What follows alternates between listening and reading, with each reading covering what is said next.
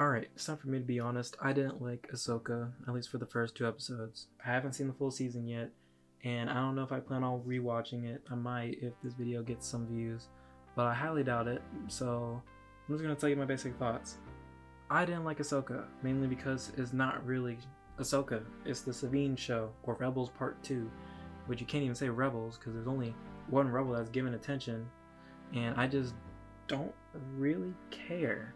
Mainly because Sabine and Hera, the two returning people that I've seen, are just nowhere near close to the same as the ones in Rebels. They're planks of wood. They don't have any personality anymore. They have the most basic personality traits that you would see on a Reddit fan page. Sabine is the edgy, dark girl who doesn't do anything, and Hera is just Hera. She just stands there and is like the wise one, kind of, but not really, because she's also boring. So I don't know what exactly they were trying to do, but they failed with those characters.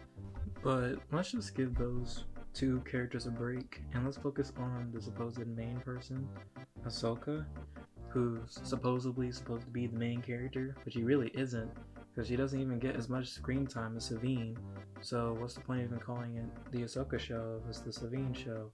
It could change in later episodes, but for right now, it's just their show. I don't know what else to really say. The one scene that I do remember with Ahsoka in it is the one where she's looking at rocks for about 10 minutes. Not the kind of screen time I'm talking about. And when she is talking and actually doing things that are important, she is the most boring person ever. She's supposed to come off as serious and wise, but it doesn't really come off that way. It just seems like she's just a boring person with no personality.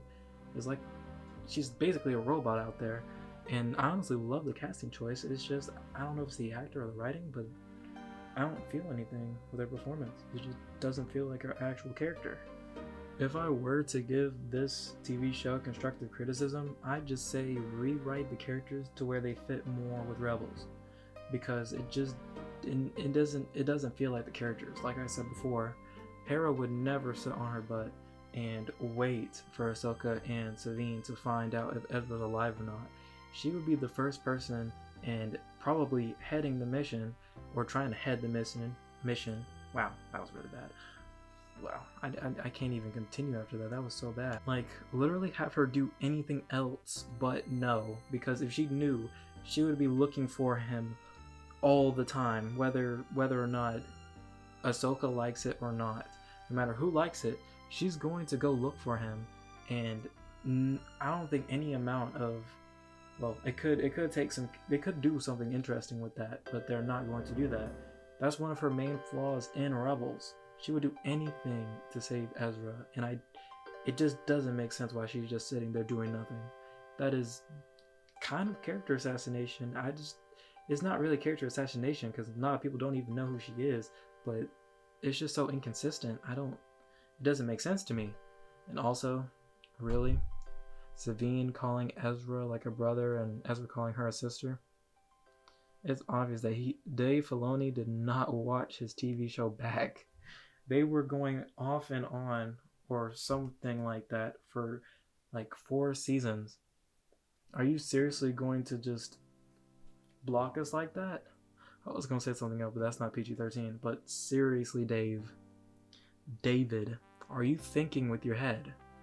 Is that noodle of yours fried, or is it encased in silky slime? I don't know what you are thinking at all, but you need to get a grip and write some better stories, please. Even besides the characters, the story's not the greatest. I think Ezra and Thrawn are not going to be written well. I can already tell it's not going to be written well, but I don't think the story's going to be doing too well, simply because of the scene where the two guys, or not two guys, but the one guy who was the king of the ship, and he was like, hey y'all, I'm gonna let these people in even though they said they were Jedi, but I don't think they're Jedi, and I'm sure that we can 1v1 them and take them. And they died. They deserve to die, but I highly doubt anybody would be stupid enough to actually do that. I don't think a stormtrooper would be dumb enough to do that, and they are dumb as rocks. I don't know. I just don't understand. Why would they ever do that? And everyone's like, you know what, you're right, that's cool, let's do it. It's obvious that someone who knows secret Jedi language is not anywhere near close to having the Force with them. It just, wow, it just baffles me how stupid this is. I don't see the show becoming any better, and I don't plan on watching it unless this get views, because other than that, I ain't watching it. And last note before I give you my score, please, for the love of gravy juice, stop letting people survive over getting stabbed in the stomach. It makes no sense at all. I understand that Maul got his whole torso chopped off, but he's a cool character. Everybody who has survived a gut-wrenching lightsaber to the Throticus is some of the worst written characters ever. I wouldn't say that about Sabine if we're talking about Rebels, but Ahsoka Sabine? No. Whatever the Kenobi thing was? No. And I don't even know who else survived a lightsaber strike to the stomach, but nothing is good. Nothing is good with Star Wars. Star Wars is going to bomb. Holy cow, I can't believe I'm living in this timeline. Anyways, the first episode is a 2 out of 10, maybe 1.6 out of 10 if you want to get analytical with it. And the second episode is a 2.2 out of 10. Have a good day. Don't get stabbed in the stomach. Or, actually, you know what? Get stabbed in the stomach. You'll come back anyways. Or at least, unless you're a female or you're bald. Anyway, bye.